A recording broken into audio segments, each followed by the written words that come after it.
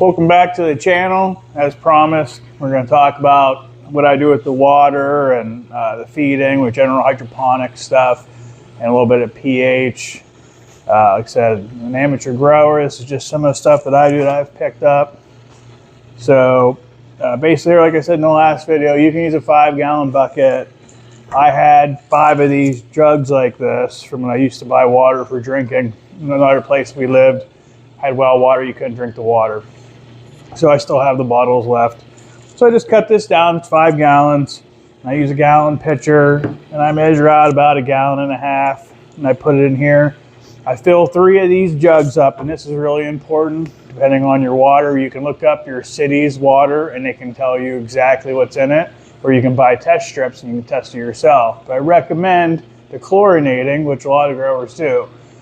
I fill these up at 3 at a time, and then I use them in sequence.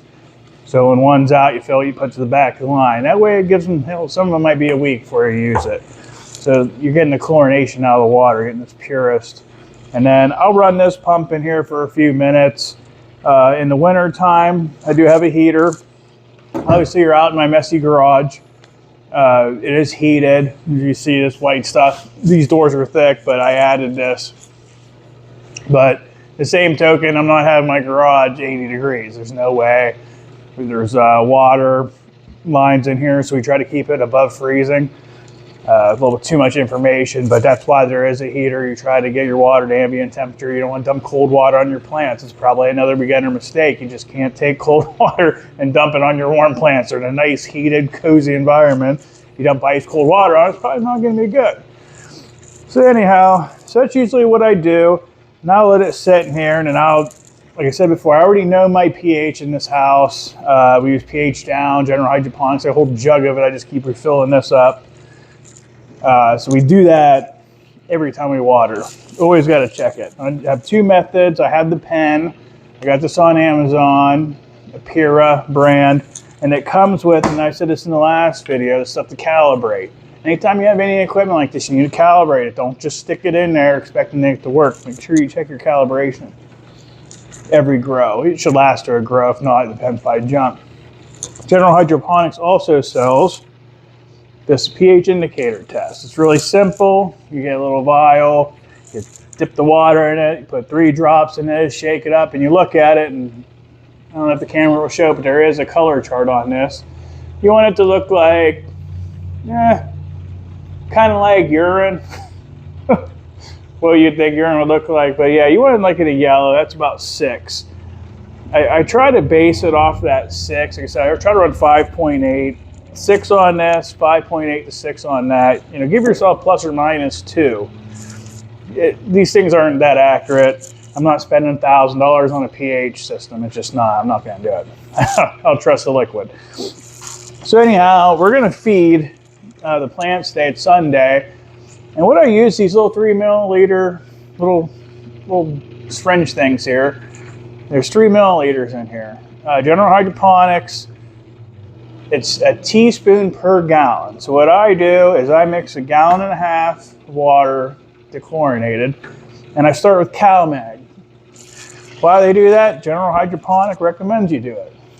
So usually what I'll do is 2 teaspoons, 1 teaspoon is 5 milliliters.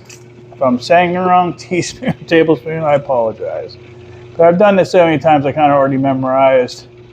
I fill that up 1.5 times. So 1, full 1, half 1. 5 milliliters, and that's 1.5 gallons. So yes, it's not the right measurement, but just because it says that, try to dilute it just a little bit. It's not going to matter. In the end, it's a good way of adjusting. So if you start looking like you're newt burning or whatever, you can kind of adjust for it. Maybe add another 0.5 gallon of water, cut back 2 milliliters, fill this up once, 1.5 gallons. I mean, you can make the equation, but it's about reading the plants.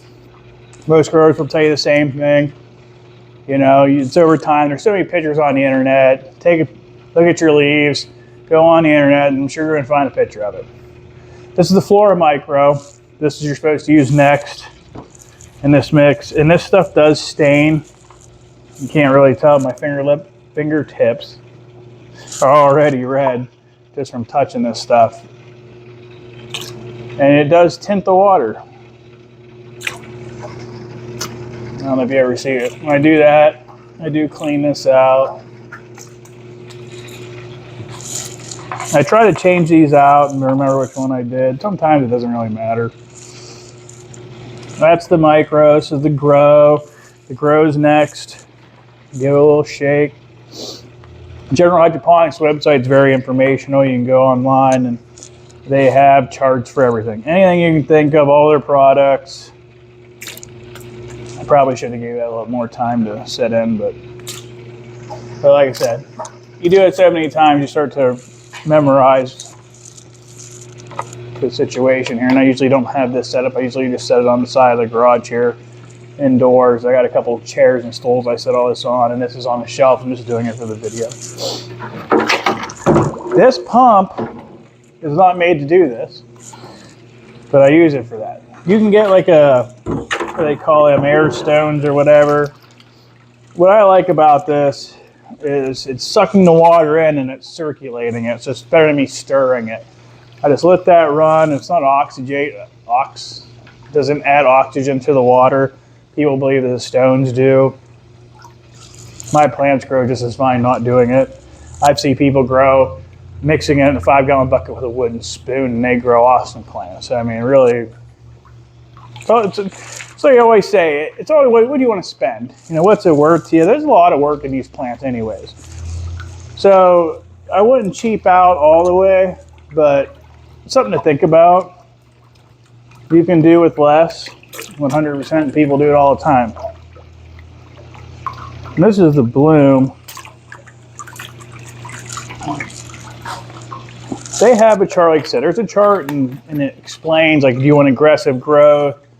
And go on here, you know, it'll tell you like cutting and seedlings, general purpose, aggressive vegetative growth. You know, it's talking 3 teaspoons a gallon of the grow. The micro is 2. So, I mean, you can get aggressive with this stuff. So then I let that run for a little bit. Let that mix up. And then I should meter it, and I will just for the sake of the video, but I know how much pH is in here. I'll just do it real quick. You got a little cup here, stick your meter in, or you can stick it right in there. It'll tell you the temp too. We're getting 7.3, 73 degrees Fahrenheit, which is kind of what I expected. Usually 7.5 pH, which is high, but I guess that's good for drinking water. Don't quote me on that. I'm not a scientist. So what I found is a gallon and a half, if I fill this up twice, the pH down usually gets me pretty close.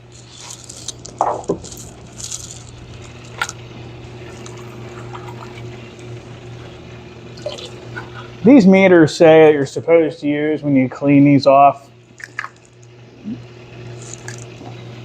Hold on.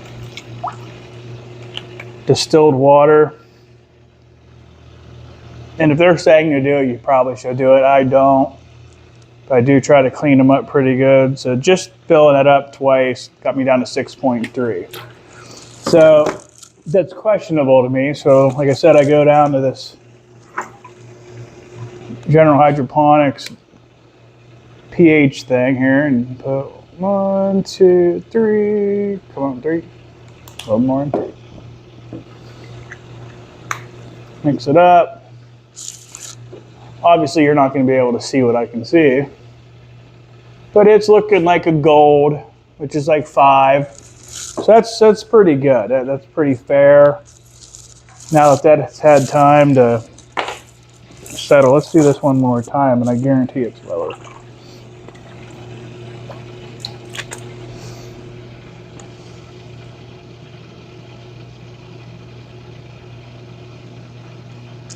Yeah, this is going to need recalibrated. This is saying 6.3. That's saying that it's around 5. We're going to go ahead and call it good. I trust the science that It's not going to be that far off from each other. It's probably at really 6, which is fine, 5.8 to 6.5. And that's what I've always went by. And I don't know if that's just a hydroponic setup or is that soil too. I think it is soil too, and that's why we use the same thing. But this is what we're, this is how I'm doing it. This is what we're going to run. So every time I say that we've done a feeding on Sundays or whatever, this is what I'm doing. It's going to be the same way. And I will adjust, and when I do adjust, I'll say, hey, we had to add CalMag, or we took CalMag away, which I don't really think you can overdo it on CalMag by using simple measurements. And it's the same thing with this stuff too. It is 1 milliliter per liter, so it's 1 teaspoon per gallon. So 1 teaspoon is just 5 milliliters. So that's it. Just wanted to show if anybody ever had any questions about watering, how to set up water, and people always wonder what's dechlorinating. That's dechlorinating. Just fill your buckets up, let them set. This is all not open bucket. It's got this little hole on it. Should I put the cap on it? Probably, but I don't. Just make sure you don't let the water stagnate too long. I wouldn't let water sit for over 2 weeks. It's probably not a good idea. There's all kinds of different grow setups you can do. They make meters that you can put in this bucket against your wall, and it'll tell you the ppms, the pH, and all that temp. Those meters are around $300. You know, like I said before, it's what you want to spend. I picked this heater up on Amazon, 15 bucks, and it is designed for water, obviously. These little thermocouple meters here are made for water too. They're not expensive. I think I paid $4 for that. This meter, this pH meter here, Apira, I think that's what the name of this company is. This was 60 to 70 bucks on Amazon. It's a good pen, and it comes with these, and you can buy this stuff to calibrate it. This one is pH 4, this one is pH 7. If you know anything about calibrations, you go to a high spot, you go to a low spot, you adjust your equipment to that point, and then that should give you an average. That's technically how calibration is done in the layman's terms. But that's why that's like that. They're going to give you a high, they're going to give you a low. Programming that to read that, and if it understands that this is high, this is low, then everything in the middle should be fine. Part of calibration. So anyhow, I'm not going to bore you with any more. Any other questions about it? It's how we're going to run it. We'll see what happens. And if we adjust it, I'll definitely make a video or say, oh man, I was wrong. We did this or that wrong.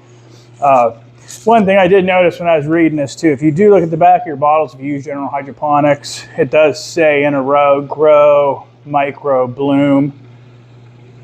Just looked it up before I made this video because I was curious on the CalMag. For some reason, I thought to do it after. So I just looked it up for the video purpose, and it says to use this, then the micro, then grow, then bloom. So does it really matter? I had something about silicone, so if you're adding silicone into something, but like I said, it was way beyond what I'm doing. So that's about it. Thanks for watching. I hope this helped anybody. Like and subscribe, leave a comment or any questions. Like I said, my email's on my YouTube. Thanks for watching.